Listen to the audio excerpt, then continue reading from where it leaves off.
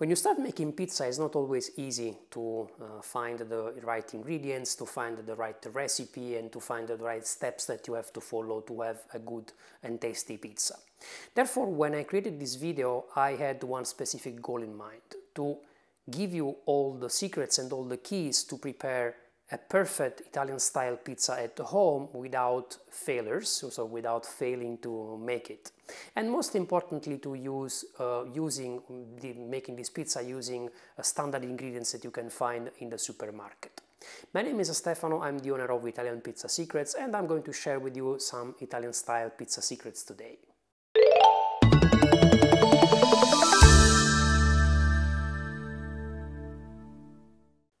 First of all, let me share with you that we are going to prepare one specific Italian-style pizza, the Italian pizza in the baking pan. I decided to go for this pizza and not other kind of pizza like the Neapolitan style, because I think that the pizza in baking pan is the easiest to prepare at home, and not only the easiest, but it's the one that you can prepare without having some specific equipments, like for example a dedicated oven or a dedicated stone to cook it. So I think that the pizza in baking pan is the best one that you can start with. Second thing that I want to share with you, we are going to use standard ingredients, as I said before. So the most important one is always the flour. And no worries, because you can reproduce the results that I'm going to share with you with whatever flour you use. Better, not whatever flour you use, but you can use the standard flour that you can find in your supermarket. One important information that I want to tell you is that if you don't have the flour yet, or if you have it, still you want to do one check. You want to go and take the label of the flour and check how many proteins the flour has. Now, for pizza, it's not very good to use flours with a low amount of proteins. My suggestion is to go for a flour that has at least 11 grams per kilo of proteins. This will assure you that the flour is enough strong to grow for a long period of time. And that comes to the other information that I want to share before we go hands-on in making the dough.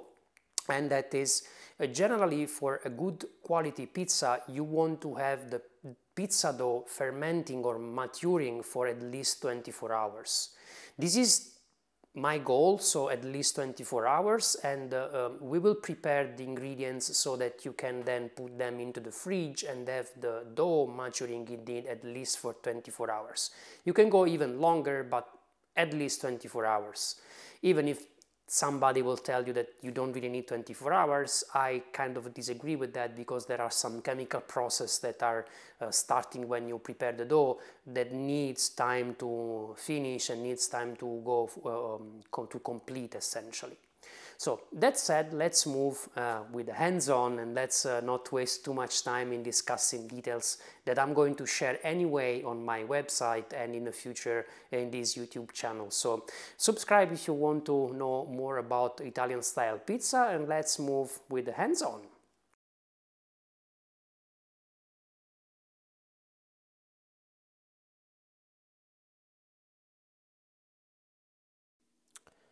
So first of all, let's start reviewing the ingredients once again. First of all, we have our flour. The quantity of flour that I selected is to fill 2 baking pans, one a bit smaller and one a bit larger, but of course you can change and adapt the recipe with your baking pans sizes, thanks to the recipe creator and recipe generator that I have on my website. Then we have standard salt. Then we have the yeast. In my case, I'm using a dry yeast, but you can use also fresh yeast. The difference between the two is mainly in the amount of yeast that you have to use, because in case you are using dry yeast, you want to use 1/3 of the quantity that you generally use when it's fresh yeast. But also in this case, no worries, because I'm linking in the description what yeast and how much yeast you want to use for this specific recipe. Then I'm using malt. This is helping in the rising of the dough. and is also helping in giving a different color during the cooking phase of the pizza. If you don't have malt, and if you are at the beginning, I know that it's kind of complicated also to understand how to manipulate the malt, so no worries. If you don't have it, just don't use it, and use, instead of this amount of malt, add the same amount of flour. Please don't do what a lot of people are doing, replacing the amount of malt with honey or with sugar.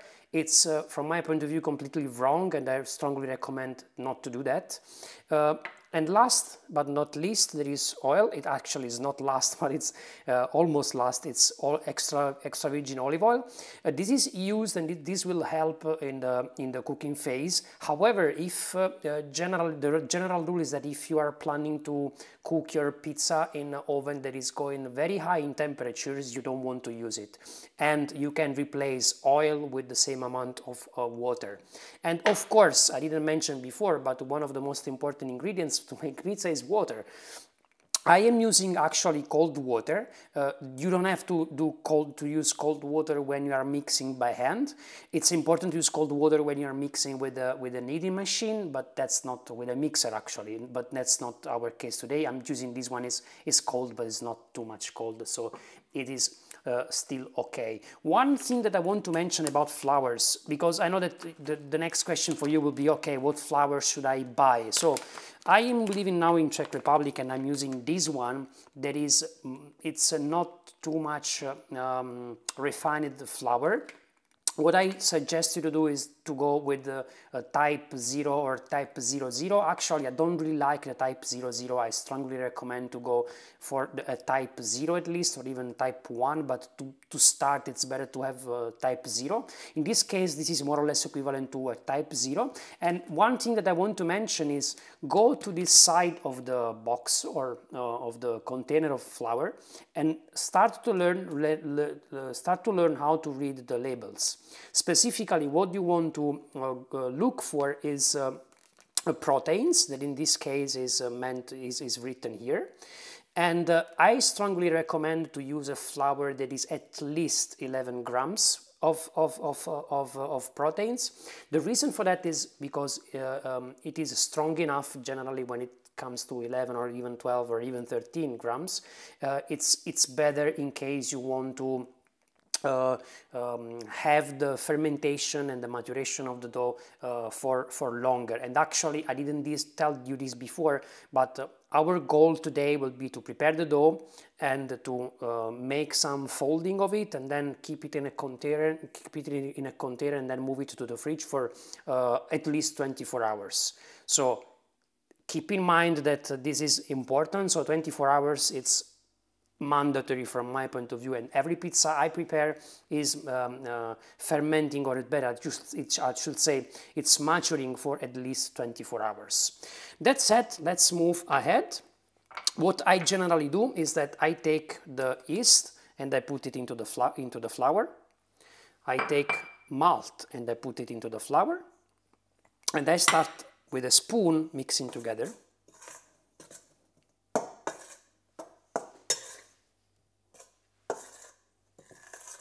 I do this so that it takes a bit of air, the flour, so that's something that I strongly recommend you to do as well.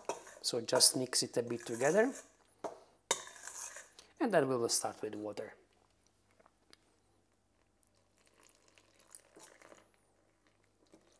As you can see, I'm adding immediately quite a big amount of water. That's okay, you can do it, especially with these flours with more proteins inside. And then again, immediately some other water. One thing is that you don't want to put all the water that you have. You want to keep with you a very small amount of it, because the last part of it has to be really few drops of water, but you want to keep it with you because you want to use it when we will be going to add the salt, so that it facilitates the taking of the salt within the flour.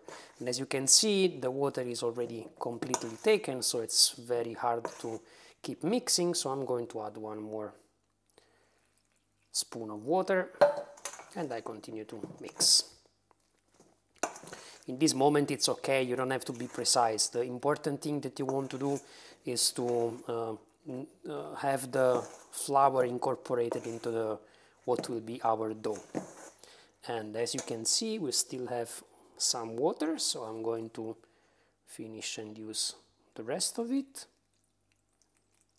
And this is what you want to keep with you, so a very small amount of water. I don't know if it's even easy to see it, but it's very, very small amount, and that's absolutely fine to have it this way. So let's continue the mixing until it's getting completely incorporated.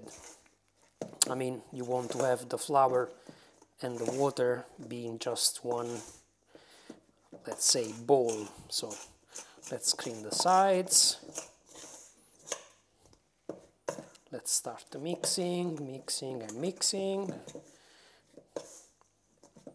And now I'm having a bit of difficulties in using the spoon, so what I'm going to do is that I will remove all my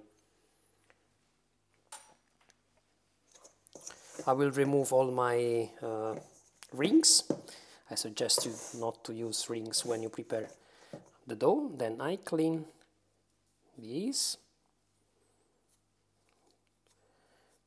remove everything. I like to have everything clean, so I don't want to waste any single gram of flour.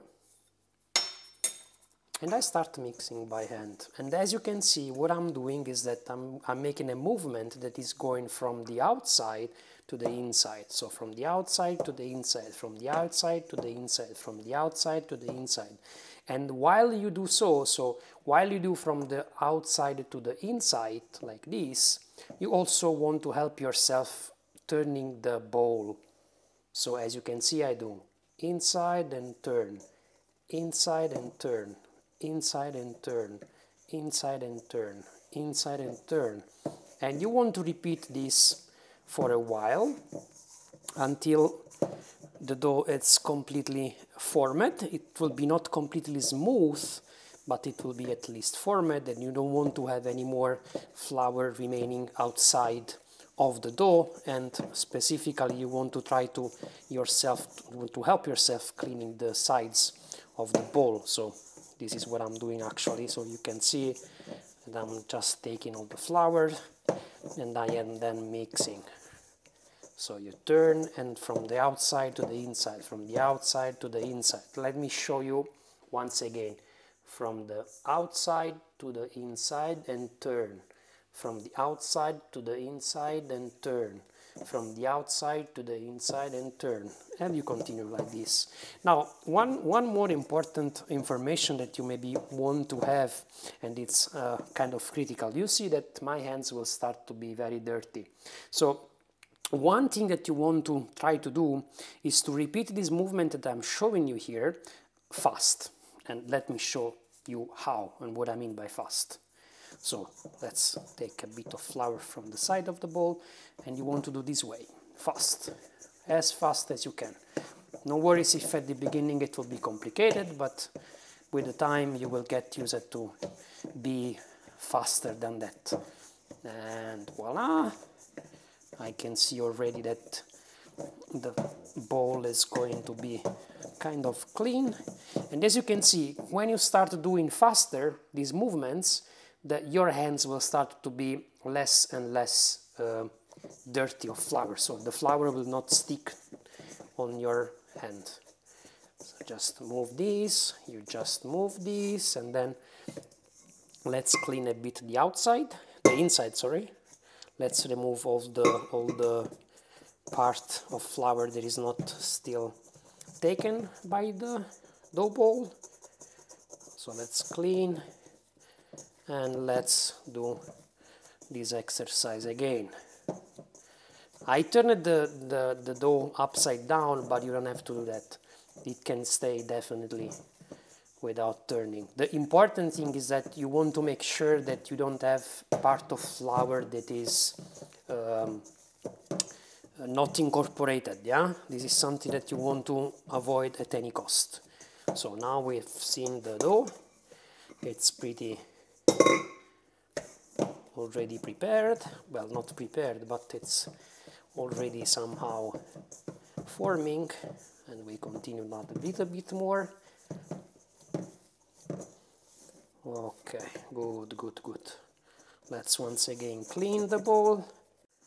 Let's remove all the remaining flour, and let's do one more mixing phase, and then we can stop here. Now, what should we do now? As you can see, the dough is absolutely not yet ready. Why? Because the gluten grid is not yet completely formed. So you will be asking, why are you stopping here? Well, actually, this is one of the best things that you can do now. To simply stop, to cover the bowl with a lid. I will use a silicone lid, or if you don't have the silicone lid, you can use the cling film. And you want to wait for at least 10-15 minutes, and you want to have the dough having a rest. After that, we will have the dough resting. We will start incorporating the salt and then the oil. So I will now cover this one once again, and once we will be ready to start again, so again I will wait 10-15 minutes, we will start the second phase of the mixing.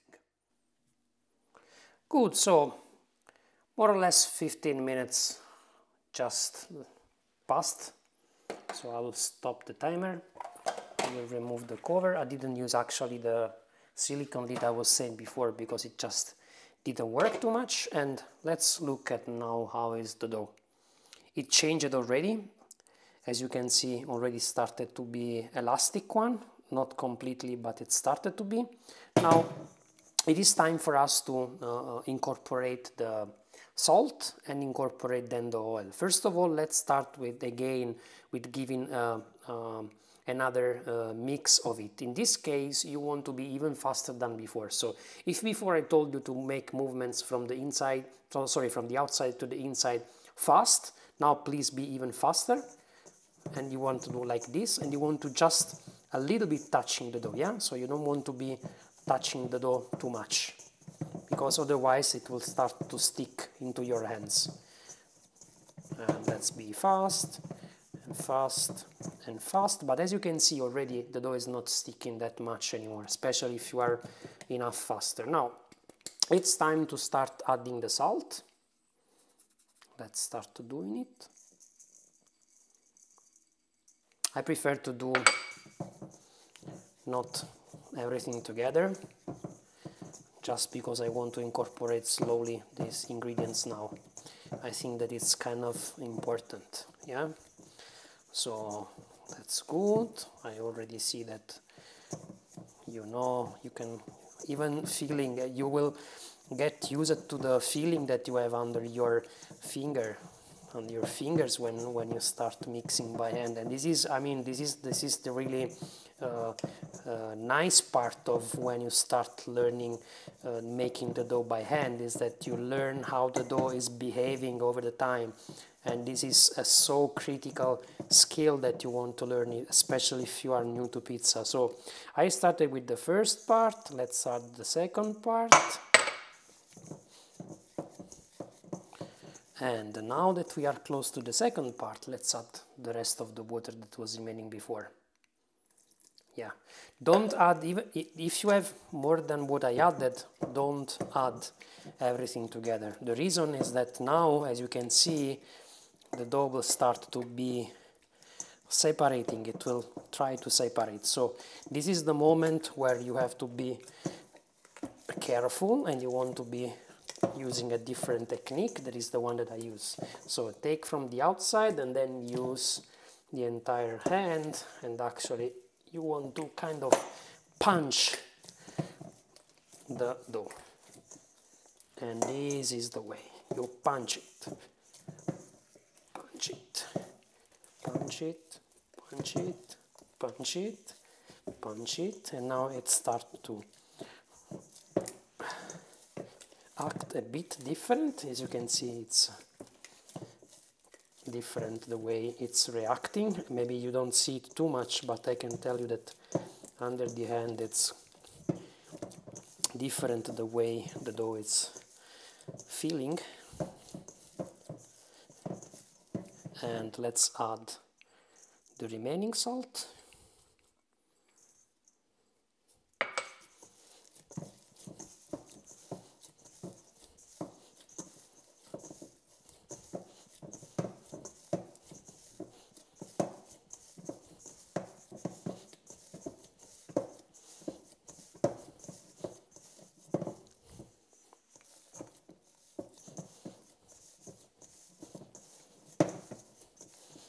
Always from the outside to the inside with your fingers. You do this constantly. That's the way to manipulate the dough when you do it by hand. That's ideal way, because you are kind of simulating the mixer, and especially the one that has the spiral hook, which is exactly what you want. No worries if the dough is not compact, and no worries if it's not smooth yet. This will come with the time. So for now, just stick doing everything by hand. Help turning around the ball, and from the outside to the inside. That's the way to go.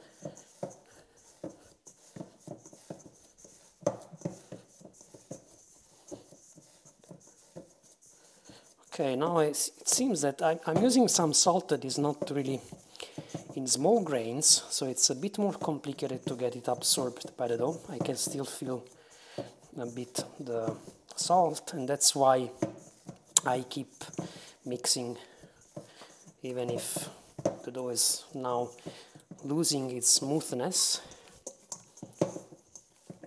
but that's okay.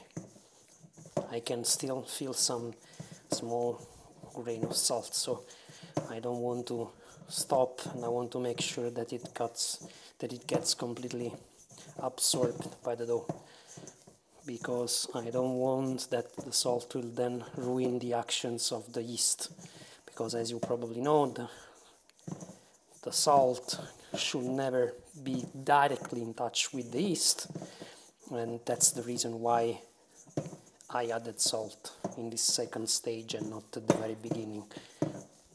Good. It seems that is now okay. It seems to be very good now. So, now that the dough is mixed again, I will do another couple of turning. Okay, it's not yet, as you can see, it's not yet smooth, and at the end of the journey of preparing the dough, I want the dough to be smooth. I will show you in the second stage. So we are now like this. Let me stop the mixing. Let's cover it again. Let's wait for other 10-15 minutes. Then we will move to adding the oil, and then after adding the oil we should be able to move to the folding stage. So just see you there in 10-15 minutes. Good, more or less other 15 minutes are gone. The dough is still not yet smooth. Let's try to start doing again what we were doing before. So let's move it very quickly.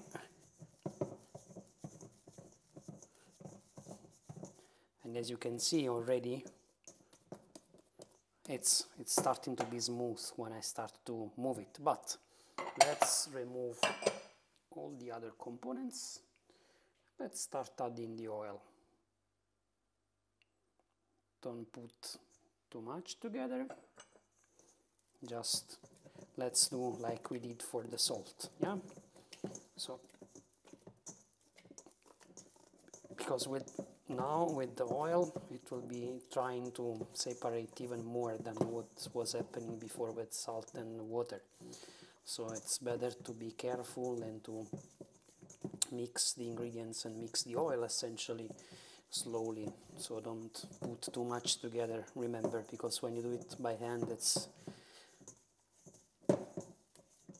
better to go slower.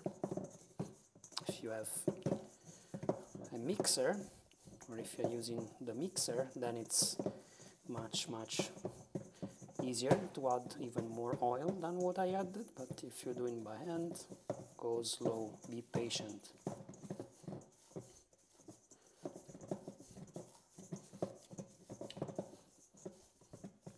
But look at already how much smooth is the dough. It's much smoother than it was before, and this is what we are looking for, to make it smooth. Okay, we can add a little bit more, and after this I think that this is enough. The quantity that it was in the cup was a bit more than what I was supposed to add in the recipe, so that's okay. And also here, if you start seeing the dough that wants to separate, you can use again the entire hand, yeah, and do this movement, so it will help in incorporating the oil, and it will also incorporate a bit more air.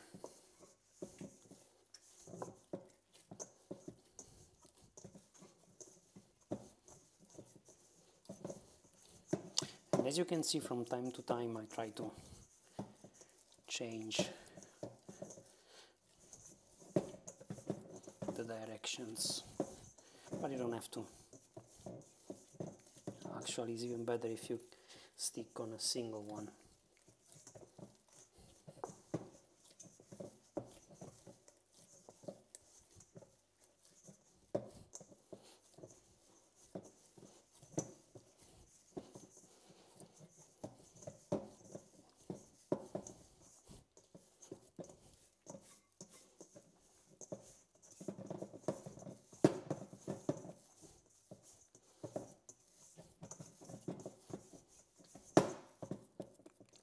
Okay, looks to me that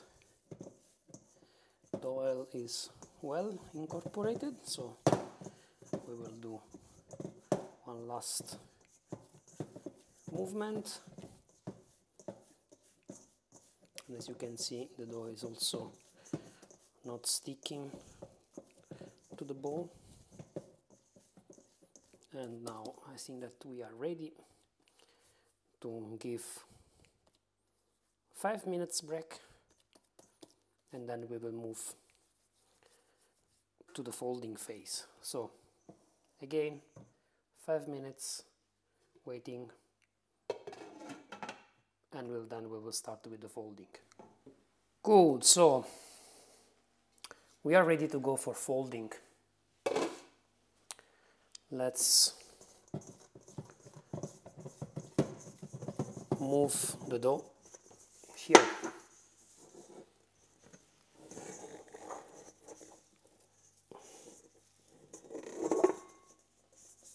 Okay, this we can remove. Let me move in a place where you can see, and that's the folding. Top, top, top. This is called slap and fold.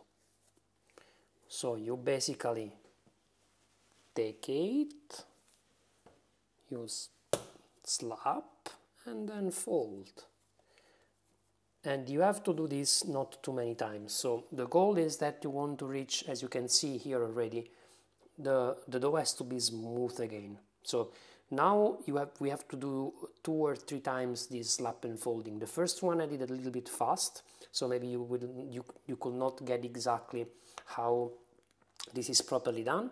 So I will try to repeat this again. You take it and you do, and then fold. And as you can see, this is already very smooth. So the next step that we will do, we will close it like this. We will do this way. We will take with our finger, we will do this way, and we will create tension on the surface while moving around. You see? Again, with these parts below, and you push and create tension while moving. You push and create tension while moving. You push and create tension while moving. And look at how smooth is this dough now. Now, as I said before, we have to do this folding for at least a couple of times. So this time it was a very quick one. I didn't show you in details how this should happen. So I will give this dough of other maybe 10 minutes of break. I know it's a game of patience, this one, but I can guarantee you that at the end of the day you will get a fantastic pizza. So just again, be patient. Let's cover it. Let's wait for 10 minutes more, and then we will do another slap and fold where I will try to show you a little bit with more details how it's going to happen, and then we will be ready to put into the container and put it into the fridge. So let's wait again 10 minutes, and then we will do the last part of folding. So we are close to the last phase of folding. Before we do that, I want to prepare the recipient that we are going to use to store the dough in the fridge. And as I was saying before, or better, I don't know if I told you before, but we want to have a container with an hermetic lid. So you want to have it closed so that we have no air inside the dough, because otherwise it will be drying. And what we are going to do is that we take some, once again, extra virgin olive oil, and we use a very low amount of it, so with just few drops. That's pretty much it. We don't want more. Then, if you have these, you can use these to just make sure that the oil is everywhere. Otherwise you can use hands. It's absolutely fine both ways. We will prepare it so the dough will not stick, and before we are going to shape it for the last time, we will be easily removing the dough from the container after it stays in the fridge. As you can see, I'm not covering everything. I'm just covering part of it because I know already that the dough will not go everywhere. So I'm just putting oil where the dough is going to be, and I put some oil also on the borders because I'm sure that the dough will expand up to the borders. So I want to make sure it will not stick there. Now after I prepare this, let me put this aside, close the oil.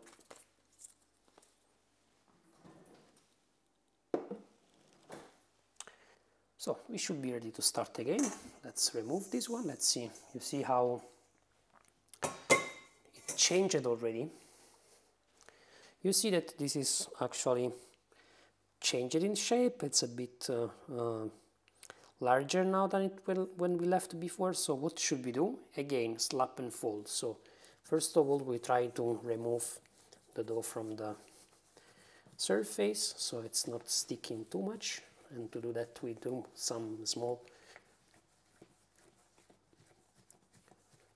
slaps, and then again we take it, we tip down, slap, fold.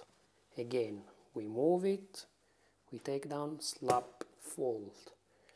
And it seems to me that we are done already because it's very, very smooth already.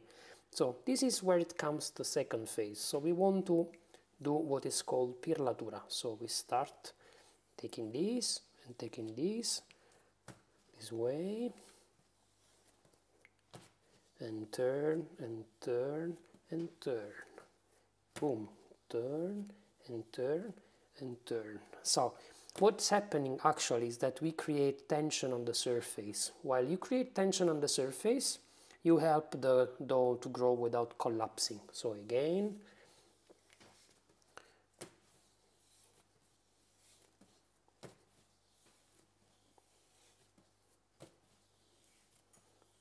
you have to do a little bit of experience in order to do properly this phase, but that's enough. As you can see, the dough is very smooth already, and it has already some bubbles on it, but we are absolutely fine. Now, I prefer to wait 3-4 minutes before putting again into the container, so just let's give the dough time to have one more rest, but really again 2 minutes, no more than that. Then closing it, and then after these 2-3 minutes I will do once again pirlatura, so this phase where we create tension on the surface, and I will put it in the container. So see you in 2 minutes. Last one. 2 minutes are gone already. So let's remove, and as you can see, we have again the shape is a little bit different. Once again, we will create some more tension.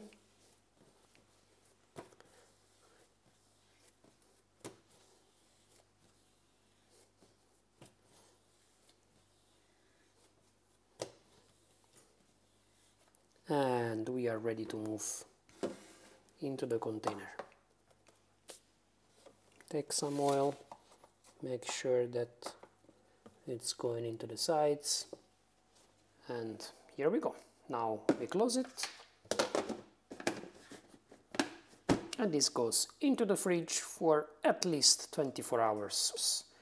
If you don't want to have it for 24 hours because it's too much, you can reduce the amount of time that you keep it into the fridge, and you can have it rising a bit directly outside. The important thing is that between rising and between having the dough maturing into the fridge, you stay at least 24 hours. So let's move it into the fridge and let's continue tomorrow.